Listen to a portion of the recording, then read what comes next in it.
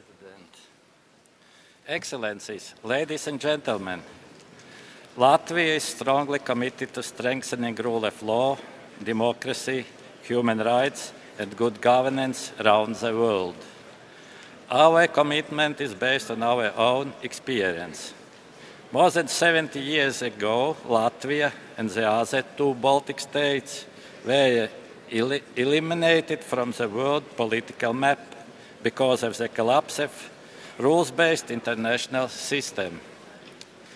Two totalitarian regimes, the Soviet Union and Nazi Germany, divided Europe, violating international law and ignoring the sovereign will of free countries.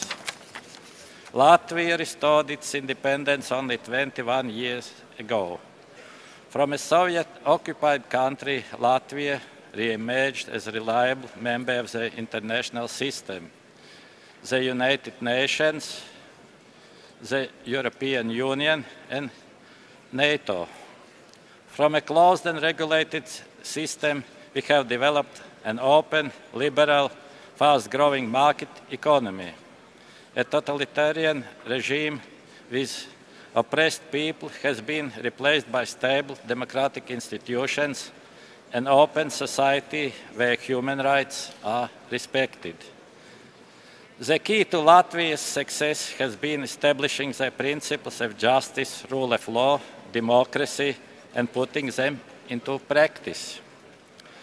We follow those principles also in our international relations and contribute to strengthen the rule of law in the world. For example, Latvia is assisting Georgia to set up an effective supervision system over financing of political parties and electoral campaigns, and Latvia is helping Moldova to reform its justice sector. Mr. President, our history proves that a strong, multilateral, inclusive, rules-based international order is essential for maintaining global peace and security. The United Nations plays an important role in this, and its member states have committed to implement principles contained in the UN Charter. We believe that a comprehensive approach in addressing rule of law issues is needed. International commitments, national implementation, monitoring, better cooperation and coordination among international actors in assisting states can contribute to the worldwide respect for the rule of law.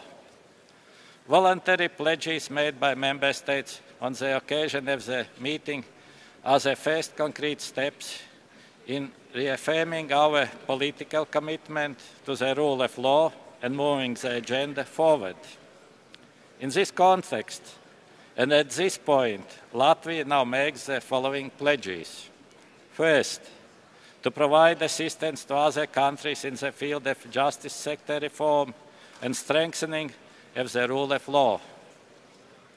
Second, in order to improve access to justice by reducing and balancing the workload of courts, the Republic of Latvia will gradually introduce mediation by the year 2015, thereby facilitating out-of-court dispute resolution where appropriate.